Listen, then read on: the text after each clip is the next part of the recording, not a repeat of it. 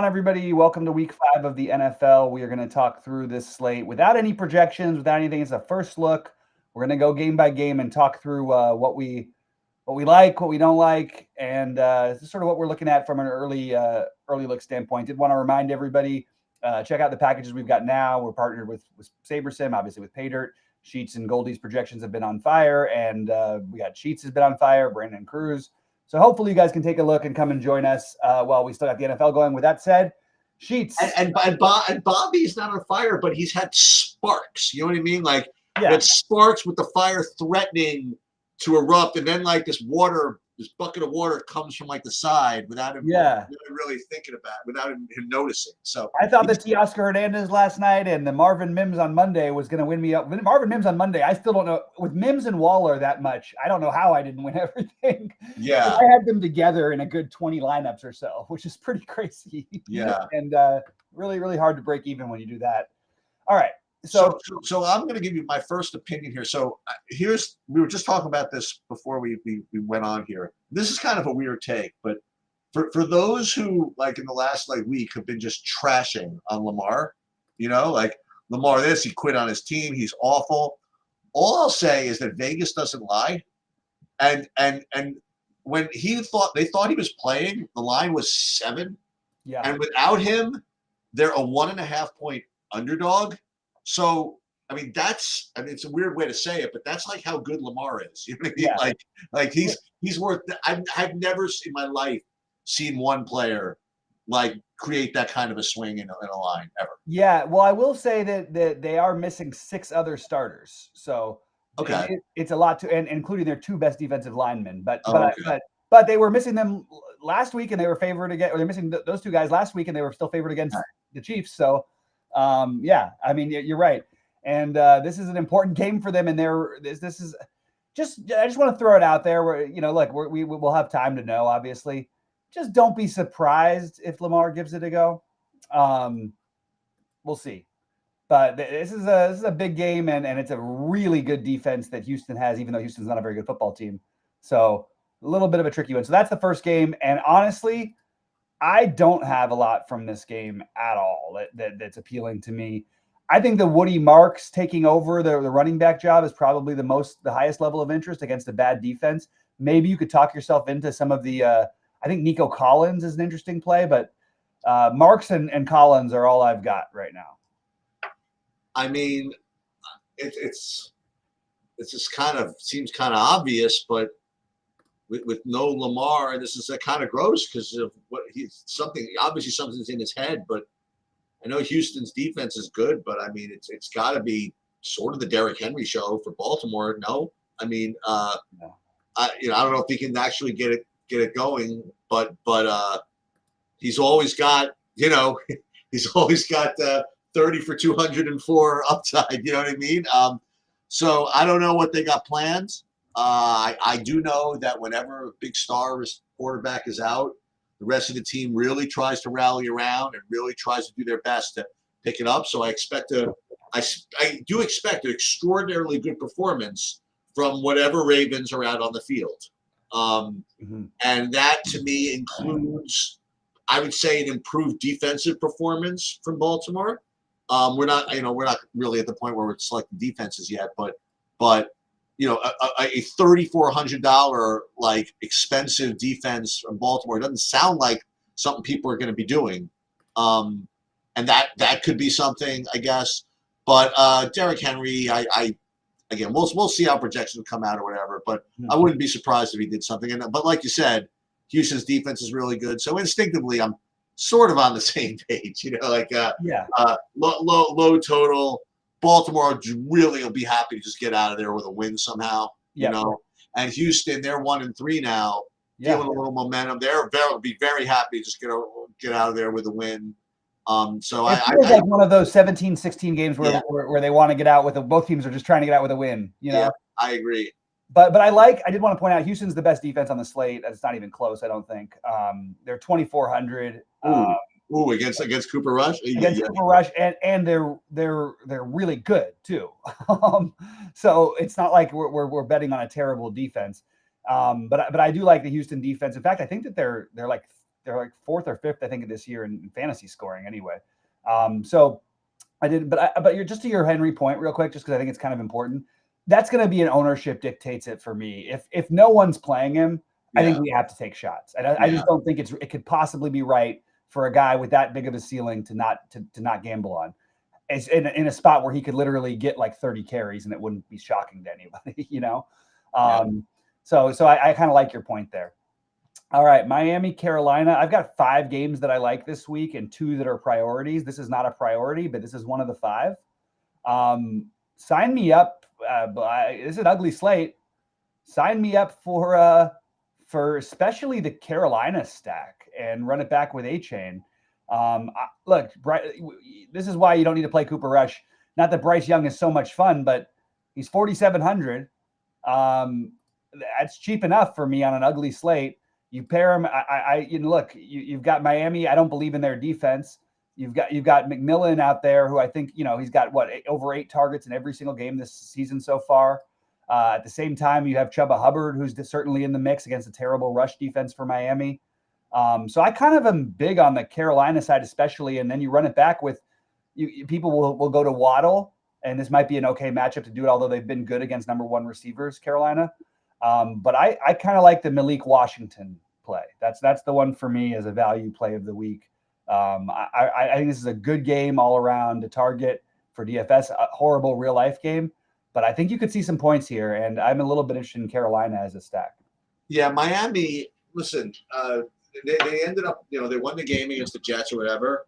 But, I even go back to that first drive of the game. The Jets, literally, waltzed down the field, 95 yards against them. And because they're the Jets, they fumbled it in the end zone, whatever. Right. Miami has literally nothing to offer defensively, at all. Yep. Okay. And so I agree with this. I like the whoever that rookie is for Carolina in this spot. McMillan, yeah. McMillan. And I will say that, these prices on these 2 receivers from Miami are just way too low. It's not they had any choice. They did it before Tyreek Hill is out. But, you get Waddle at 5,400 and Malik Washington. I don't even know which one's a better play, but they both look like elite plays, honestly. So I think right off the bat, those 3 guys, like McMillan, Waddle, Washington, certainly make sense. I haven't looked. You haven't gone through the whole slate yet. We'll think about it. I haven't looked at a single ownership projection. I find it difficult to believe that if not one, both of those guys are going to get steamed here. But we'll see. And A-Chain, like you said, the guy is he's a monster. And you know what? We didn't see that much. We didn't see that too much out of that other running back. I thought I would. So it looks like the A-Chain show. So, in all fairness, he was on the field quite a bit. They just didn't run a lot for him. They didn't run a ton for him. He had, had 6 carries. Okay. But they did use it, and I think 2 or 3 of those were goal line carries for the if you wanted to fade A-Chain love. I think A-Chain is the one who gets all the ownership here, and I think it makes sense. Yeah. So especially now again, we'll talk about this, but we got Thursday game, we have a Sunday game in London, and 2 Monday games and 2 buys, 2 sets of buys. So it's a 10-game slate. So if you get you find the right one, you could be in good shape. You don't have to beat too many other not too many, but less combinations of teams. Let's put it that way. Yeah. I when I first looked at it the other day, I didn't think I would like it as much, but I guess I didn't see Tyreek Hill was going to be out as much. So, So I definitely like both sides of this. Nice. We could slide over to one of the priority games that I think would be a priority game for everybody. Yeah. Look, Indies.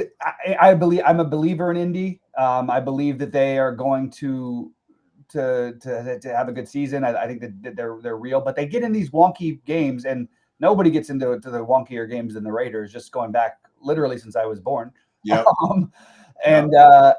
You got everybody's cheap, except for Jonathan Taylor, who's in a good spot. Although the Raiders' run defense has been much better than their pass defense. This feels like a let's get all of them kind of a game to me. Let's target it. I'm just curious where the ownership ends up. I think you could argue that the best 2 tight ends in football are in this game with Tyler Warren as a rookie and Brock Bowers in the second year. I think this is a all systems go for me, and hope the Raiders keep it close. There's a part of me that feels like this is the Raiders like stunning upset of the year. Like Geno Smith, somebody was talking about it. And he's just when he's like a dog and there's like no chance, that's when he plays well. I kind of could see him having a sort of an outlier game. We did see the Rams throw it all over Indy last week. I think this is a game you want to get exposure to. The real question I have is A.D. Mitchell with that play in the end zone, and then also getting the penalty that took back Jonathan Taylor's 60-yard touchdown run or 55-yard, whatever it was. What do they do with him if Alec Pierce is out again? Because if Alec Pierce is out again, I think A.D. Mitchell is like another like cheap receiver who I could certainly talk myself into. I just am worried. That was one of the worst games a backup receiver could have. Basically, you drop the ball at the 1 yard, at the 1 inch line, and it rolls out, fumbles out, and then you cost your team the go ahead touchdown with 1 minute left with the holding call, which is really bad holding call. Like it was clear it was holding. So mostly the passing game for me, but I think this is a great spot for everybody. Yeah, all systems go, like you said. Both, I think, literally all skill position guys on both sides of the ball. Both quarterbacks, both main running backs, all of the receivers. I mean, the most expensive receiver on the Colts is 5,100, right? Yep.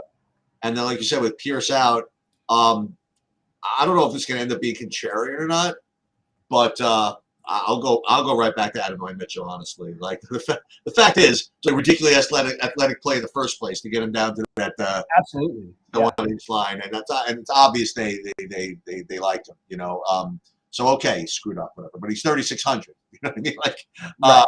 So I like that. Certainly Josh Downs, and like you said, Tyler Warren, and Raiders, same dudes you've been playing, really. Jacoby Myers, Tucker, Brock Bowers, the running back. Yeah, all systems go. Yep, absolutely. Again, just for me, I'm just going to remind I'm not quite as interested in the rushing as I am the passing. That's really, I think, where you get that game. Well, I mean, look, it's a lot small slate, and I said there's 5 games I like. This is another one. The New Orleans clearly, playing with the fastest pace in the NFL. I don't know what to make of the Giants. The defense looked really good. They have good names on defense. They had been really bad until last week. They looked really good. Jackson Dart is, officially questionable, but assuming that he goes, I think that everything is pretty good here. I think Kamara and Scadaboo are in play. I think Kamara being cheaper than Scadaboo is like a shock to the eyes, and it's a little annoying with Kamara because you did see Kendre Miller get a ton of work last week. He had 11 carries and a touchdown, and he played really well too, which kept him going. He's a big guy. So I'm kind of interested in all the aspects of this game. I just can't decide if I really want the quarterbacks or even outside of Olave, which receivers I would really want to pair up in this game. So I'm a little bit more interested in Juwan Johnson. I think this is a good game, though. I think this is another game that I'm going to get some exposure to. I'm just not quite sure how outside of the running backs yet. Alvin Kamara had 15 rushes and Kendrick Miller had 11. I mean, it was like very close. But I mean, Kamara did still got his 5 targets. But yeah, as far as this game goes, Scadaboo he's got a lot of energy. He plays hard every play. No Tyrone Tracy. Not worried about reps from Devin Singletary. Honestly, he seems to be the guy. So I like him. I don't think. I mean, like, I can get to these like non-Malik Neighbors receivers. I mean, like the Wan'Dale Robinson, it just always seems to be like this low A-dot dude. You know what I mean? Like when Darius Slayton, I mean, he's still on the team. I don't know if this is a good recipe for the new quarterback, to be quite honest. I think the Saints are probably very, very live here. Both to win, and I say that they actually are favored. I actually think the Saints are going to win this game, and I think that their receiving core is a little tighter. You know what I mean? Like I like Olave a lot here at 5,200. Yeah. Rashid Shaheed too. I don't know if I want to go Kamara just because, again, I'm just not sure what the deal is with this running back thing. I just don't know. But Juwan Johnson, obviously, so I really like the Saints side of this, and for the Giants side, the only one I really like though is the Scatterboo. So, but I like the Saints side a lot here. Yeah, and both these teams haven't been able to stop the run, so could be a good spot for both those cheap running backs. I do think Kamara, like the speculation, I hope gets in the way because I kind of would like to play him. And Kendra Miller was breaking everything early in the game last week, and I just think that's sort of why they stuck with him in that sort of game. Okay, Kendra Miller's been around. It's not like he's a rookie or something. I'm not worried about Kamara exactly losing his job. Maybe you could say that they'll save him because they've got him signed, I believe, in the future. But yeah, just something to consider. All right, the other premier, one of the other two premier games is the next game. I don't know how we don't get all over this one. The one worry I have about it is if the Jets have their way, they're just going to try to run the ball. The scary part is that Dallas is not a good team against the run. And you have no Braylon Allen, which means you'll get some Isaiah Davis, but it means that Breece Hall is way too cheap, in my opinion. And I would rank him ahead of both Scatterboo and Kamara barely. And then the QBs, Prescott, give me Prescott to Pickens. Give me Garrett Wilson against the team that's been the worst pass defense. Justin Fields, we know he'd rather run it, but a skinny stack with Fields to Wilson seems like it makes a lot of sense with maybe running it back. Maybe you could go Breece Hall, Fields, and Wilson, and you could run it back with you could consider Javonte Williams, although I like some other guys better, but I like the Pickens and Ferguson the best. I think Ferguson's a great play this week. I think this dude is out at third. Which one? Oh, you're not watching. Yeah, I think this dude might be out at third. This is really close. I didn't even see. The Tigers guy, they took the lead, and I think, this is really tight. I don't know if they can give it to him. They called it safe on the field. Like, you got to watch this replay. Like, not a great slide. No, he tagged him on the helmet as the fingers are sort of getting there. They could call that either way. Well, that right hand, he's got to get that right hand on the bag. I think they might call him out here. I don't know. I think so. The right hand looks like it goes right to the bag. I think so, right? But is that enough to overturn? I don't know. That's a tough one. That's really tough. This is the playoffs, too. This is, anyway. It's at Cleveland. You can't make that out at third base no matter what. Hey, I have a dumb question. I don't know if you knew this. I don't know the answer. Like when they go to Secaucus or whatever for the review, yeah. Like what's like the procedure? Is there like a vote like of the people that are in Secaucus, or is it one guy, or how do they actually come to the decision of whether it gets overturned or not? Is there like a committee or something? They say the team or the crew in Secaucus. They say that all the time. I don't know what that means. Yeah, I think that's interesting. It's a good question. I don't know the answer. Yeah. So what they say? Oh, they said ruling on the field stands, huh? Ruling on the field. No, he's out. They got him. They totally got him. Wow, sick. Oh God, to make they still took the lead. Still take the lead though. Yeah. But Miss Kinstry's out at third, double in the books. Okay. Yeah. I think double in the books. Wow. Right, so or somebody's out there. All right. Anyway, Bias hit the double, I think, and McKinstry was out. Yeah. Right, so I think that I agree with you regarding this game. I think that it's between Breece Hall and Garrett Wilson and Justin Fields. I mean, I think that's the majority of what the Jets have access to, and Dallas gives up a ton of shit. And on the Dallas side, I'm a little more. I'm a little less confident in the Dallas side of this actually than the Jets side. Okay. I mean, there is no listen. They performed really admirably against an impossible defense. First game, no CeeDee Lamb certainly makes, and that was like some obscene catch by who the hell made that catch down the sideline? I forget who it was. Was it Tolbert? I forget who it was, but just like incredible. Like Prescott made this pass all the way down the field, and I don't know how he kept his concentration and kept the ball and kept his feet in bounds. Not Tolbert. Turpin maybe. One of the two. It probably was Turpin. Yeah, but Tolbert had a good game. Maybe it's enough, between those two and Ferguson to at least make up for what's his name in some way. I'm a little more confident, like in the Jet side for some reason, than the Dallas side. And you know how I am. Dallas coming off that enormous win. I expect they regress a little bit. So anyway, that's my thoughts on that. Yeah. Yeah, I think just getting this game right is going to be maybe the key to the slate.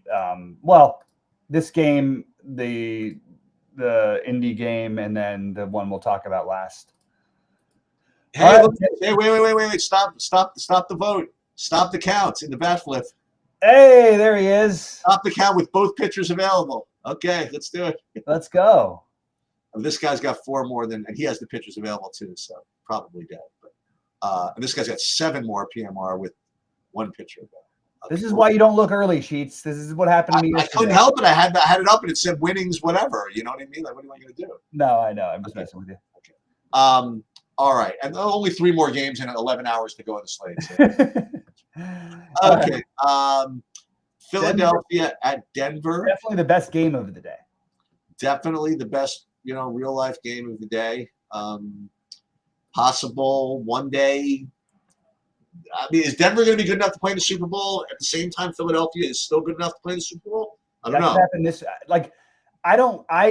Denver was like a lot of people say. Bill Simmons, my favorite podcaster. He was the Denver was his pick to win the Super Bowl, or I think go to the Super Bowl. Maybe it was, I can't remember, was to win or to go. But they were a little bit of a trendy, as you would say, a hipster Super Bowl team. I like this team. What they did on Monday is exactly what I expected them to do on Monday. But a short week going into Philly is tough. However, this feels like the kind of game where Philly could lose to me. That's my take on that. Oh, what about DFS wise? DFS wise, it's a tricky one because I mean, look, I like Barkley's price so much, but we'll see it. Don't get me wrong. I don't think Barkley is like washed or anything, but we haven't really seen the massive breakout. Of course, he had one play against Tampa Bay when they did the fake. That's how hard it is to run the ball in Tampa Bay. They had to do the fake quarterback sneak to get anything out of Saquon. But you look, I mean, what do you have, 2 yards per carry last week? It was crazy. Yeah. They just don't, you just don't run Tampa Bay. But I am interested in his price. I think this. Look, if you want to get frisky, that RJ Harvey looked. I don't think you need to do it on a full slate. Maybe you just do it if you're playing the morning slate. But even still, there's so many good running backs. I'm not sure what their thing is going to be by the end of the year. I think that it's probably a split backfield between Harvey and Dobbins right now. But I really think it's split. I think Harvey might end up being the guy. Now I know we saw a little bit of it in junk time, but he played a ton in early. I just thought I'd throw it out there because it's a little bit of a funky idea, but probably wrong for a full slate. Yeah, not for me on the full slate, and I really don't need to be attacking either of these defenses. I think that I guess Philly can always score on anybody. I guess a small enough slate where I would take a shot at these skill guys or whatever, but there just has to be better spots. And Denver looks fine, but again, I think it's almost like a baseball thing. Both their offenses are good enough to keep you off their defenses, and both their defenses are probably good enough to keep you off their offenses. Philadelphia, I believe, weren't they the first team ever last week to win in a game without completing a pass in the second half? That's amazing. That's pretty incredible. But there's a lot of narrative-driven stuff going in Philly right now. There's a lot of the players being upset because they don't throw the ball, even though they never lose. But A.J. Brown and Devontae Smith are just cheap enough to where I would say that you don't want to, if I got to them, I'm not going to hate it. And now Denver's got a good pass defense, and they've got the right guys to match up. But I think that this could be a spot where you do take some shots with the receivers. And I think that on the other side, I think Cortland Sutton is a legitimate play, and I don't think it's the right, I don't want to play Mims on a full slate yet, but I'm telling you, they certainly look for him. Like, if you watch them play, Mims is a part of their plan. And running the ball, little bubble screens, and he goes downfield, and he punt returns. So I have to just mention their receiving core, the Sutton especially, because one thing Philadelphia has given up is a little bit through the air. So a little tiny bit of interest in Sutton. So Tennessee and Arizona. So we have Tennessee, who's shown literally zero. Yeah, the whole season. Now, however, I mean they do have a rookie quarterback who is now making his fifth start, right? Yeah, fifth start, and they drafted him number 1 overall, and this is good. This is good for Tennessee. You know what I mean? This is what they're supposed to do, I think. If they play him and their players way into it, and if they're right, and if everybody else is right, you know what I mean, that they suggest they draft him, and they know that in the long run he's going to be good.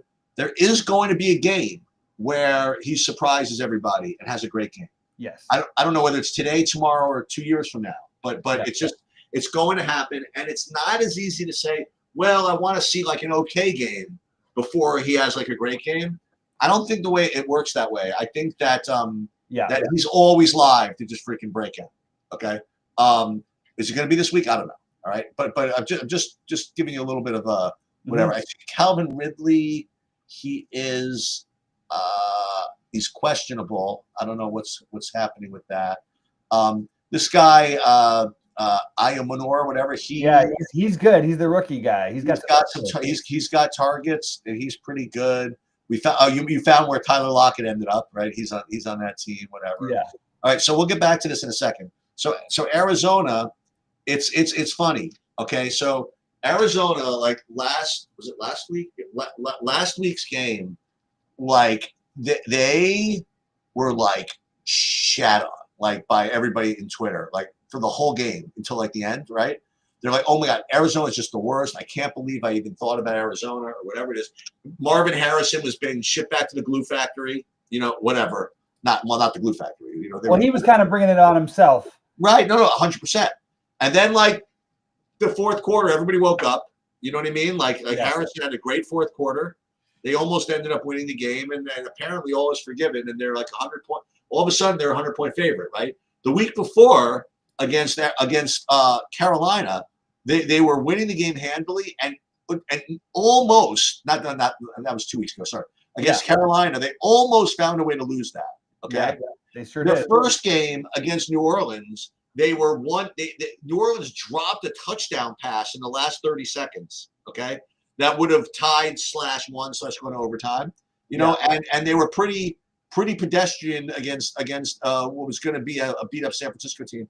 So I'm not this big believer in Arizona in general. Now, so with that said, okay, I don't know if I want to go back to all these guys. Now let's first take a look at this. What's going on here? So Trey Benson, he's been put on injured reserve.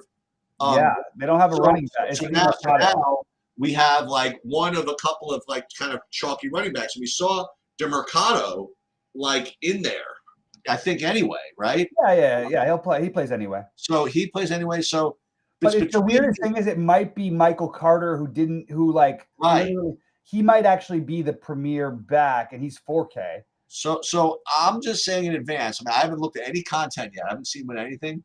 But if somehow, some way, like these Arizona running backs become like chalk somehow, or the chalk, I don't know if that's going to be happening. But I'm not convinced. Let's put it that way. Yeah, it could very well be a 3-person split. Like, we don't know who it's going to be. If somebody gets a 10-yard carry, and somebody will, that's probably who it becomes. You know what I mean? Yeah. Like, we don't know for sure, but it is going to bring up a question, because I just named a bunch of good running backs that are fairly cheap for running backs. Well, we're gonna get to another with maybe you've got a 7.5. Yeah, exactly. You've got a 7.5-point favorite though at home, right? And in a game that you'd think would fit a running script, we'll have to think about what to do here, because I'm not sure who we'll hear later in the week whether Michael Carter is taking first team snaps or DeMercado is. I know they like to keep DeMercado in his role. I would assume they would, but yeah, that's a tricky one to analyze right now, because I have no idea what they're going to do. Yeah. Okay. So what could be I think must be the real big chalk is going to be in this next game. I don't know if he's ruled out necessarily, but I'm pretty sure that. Let's see. I mean, Bucky Irving, he's walking around in a freaking walking boot, for Christ's sake. You know what I mean? Like, so I don't know what that means, but what I know it means is that if he's out, like Rashad White's going to be like extraordinarily popular. Yep. However, as you have been so wont to point out, Seattle's defense is freaking no joke. Yeah. So now listen, it's still going to be a tough fade just because of his role. You know what I mean? Like he's not going to be taken out. Well, he can't play every down, but he's going to be in there for his usual passing downs anyway. You know, so if in fact Irving is out, Rashad White's going to look extraordinarily good. You have Igbuka 6,900. I mean, I guess he's every week it looks like he's killing it. Evans remains out or is out. Chris Godwin. I don't know if I want to target too many of these Tampa guys against the Seattle defense, but anyway, let's look at the Seattle side. As you mentioned, 1,100,000 times. Playing running backs against Tampa Bay is kind of rough business. Not to mention the fact that I really believe this is like a pure split, these two anyway. I try to make a case for Walker being like the man or whatever. It's just not good. It's not the case. I don't.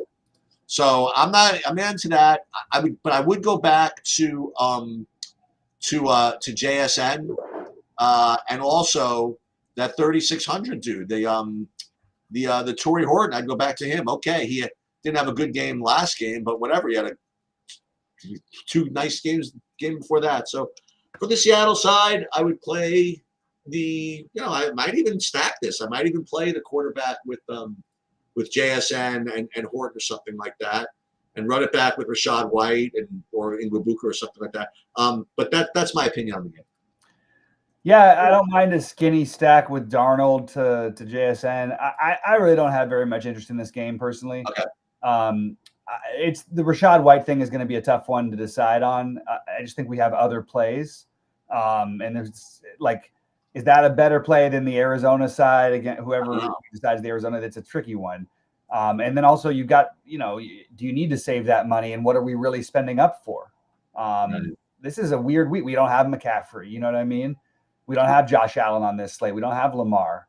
So, and even the top receivers is the highest, most expensive receiver. You have Amon-Ra, and we'll get to that game in a second, but and then Chase these guys don't have their no quarterback for Chase. I don't really know if we need to spend down at running back to this week. I guess that's sort of my take. And this game, I love Seattle. I think their defense. I really like them as a team. I think they're the second best team in the West behind the Rams, and it's a really interesting one. Anyway. We're still, by the way, between me and my cousins, we're debating what to do on Thursday. Nothing. If there's a Dodger game, go to the Dodger game, or maybe even if there's a Dodger game, go to the Rams game because they're playing the Niners. So a lot of decisions being made here about. When would the Dodger game be? Like during the day, you mean? No, it'd be at night. It's gonna be a mess. It'll take 2 hours to get to either game. Oh, I thought you were thinking of going to both games. No, we're trying to figure out if there's a way we could go to either one of them because it's a big Rams game. You know what I mean? And the other guys haven't gone to the Rams games yet, so we were talking about it. Anyway, we can move on to Detroit and Cincinnati. What you told me, that stadium's insane. They're the Rams stadium. It's incredible. But I'm still blown away by the Clippers stadium. The whole facial recognition thing. Oh, that was the one you were telling me about, right? No, but I told you about the Rams one too. I do think the Rams one was. I think Sofitel is pretty incredible. The parking, you can't drive there. You got to Uber. There's no parking. Mark Hollander says he likes the Seattle defense at home. I don't think that I don't think there's any hot takey thing about that. But why do we need to pay? Oh, I guess they're 2,800. Yeah, Seattle's defense is awesome. They've been the best defense in football scoring wise. The only thing is do you want them more than you want the Texans? But I think you're right. At 28, I thought they'd be more expensive. At 2,800, I do think the Seattle would be another team we could consider. Baker definitely can throw it up there. All right. Speaking of another one with the defense that I think some people are going to play this week. Sheets, anything? Okay, because this feels like it's such an obviously great spot for everybody on Detroit. Whereas for Cincinnati, can they even move the ball? So I'm curious what you think about this game, because I just have like Detroit as like a can you even run back a guy like Chase right now? Or I think I might more likely run back Higgins. I do think so. I think that all of the Bengals skill players are going to be underowned. Now I don't mean underowned like they should be chalky or you should be playing them, but I think that they're going to be overfaded. Let's put it that way. Okay. Yeah. Because of their last game. And well, that's fair enough, right? It is one game. They're just, they're one game removed from Browning marching the field 99 yards to beat the Jaguars. You know what I mean? So, right. So it's certainly. So again, I made this excuse for him the week before, right, where I said, okay, there's very few spots worse for like kind of an inexperienced quarterback than the Vikings defense. And you made the very accurate point that, well, I think Denver's defense is even better. Okay, so not to say that Detroit is terrible or anything like that, but I don't believe that you could just like write off the Bengals skill guys. I mean, they're good. You know what I mean? So you put that together with a good game script for them, which certainly seems to be the case. I do think that they can get there, and I do think that they can put up fantasy points. And I think that if you run this through a computer or play this out a billion times, I think they're going to outperform their ownership. That's my opinion. Now, again, what does it mean? How much am I going to get? I have no idea. Sure. But I do think that Detroit is obviously like they're 10-point favorite. We're 10-point favorite on the road. You know what I mean? Like it's right. They're gonna I think offensively totally do what they want, right? Yep. And you want to go back to the Jameson Williams or any of these Detroit guys are alive. For whatever reason, I don't get to the freaking running backs because I just don't know which one. So that's my opinion here. If I end up getting some of these Bengals skill guys, I'm not going to be upset about it. I mean, I'll be upset about it after the fact because they're going to get shut out, but I won't be upset about it at least pre-flop. Right. Well, boy, they did try to make my Jameson Williams come true. They threw, I think he had three or four passes that were 45 yards in the air or more. So they went for it. He had a season high of targets with the man coverage, eight targets. This feels like a week where you could get Jameson Williams. I mean, Cincinnati just loses everybody in the secondary. I like both Jameson Williams and St. Brown. That's the guy. St. Brown is the one I think you do spend up for this week at receiver, along with maybe Nico Collins and JSN to somewhat of a lesser extent. For me, I guess PPR wise, you'd have to include some JSN. The running back is interesting because Gibbs is so expensive, Montgomery's so cheap. I think Gibbs is a great play, but Taylor, Achane, who get all the work at a similar price, are they better plays? Now, this is a great game script potentially, as they're big favorites on the road. So it's tricky. And if you can you can stomach it and say, okay, well, maybe Jamar Chase breaks one early and then they can get him in. I don't know. I think the real play is, to me, I think Higgins suits this situation a little bit better. So I kind of like Higgins as opposed to Chase right now, but certainly everybody has to be considered in a game with Detroit. You know what I mean?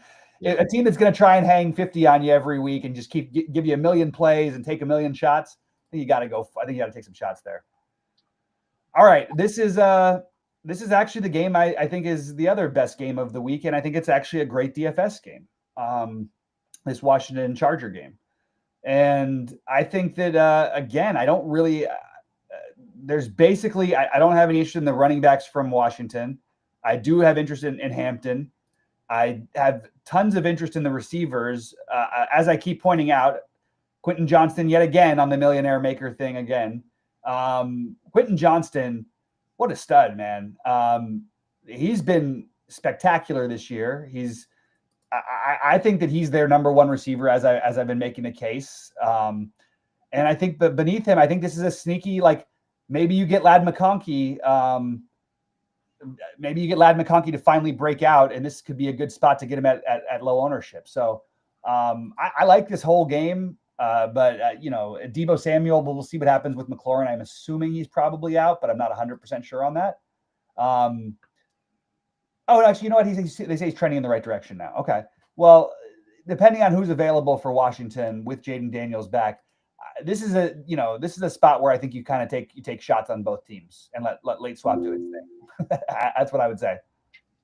Yeah, I think the Chargers coming off the loss against the Giants are going to be coming out firing.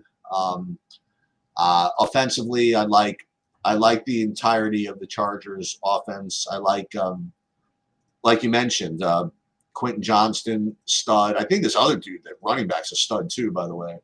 That's that Hampton.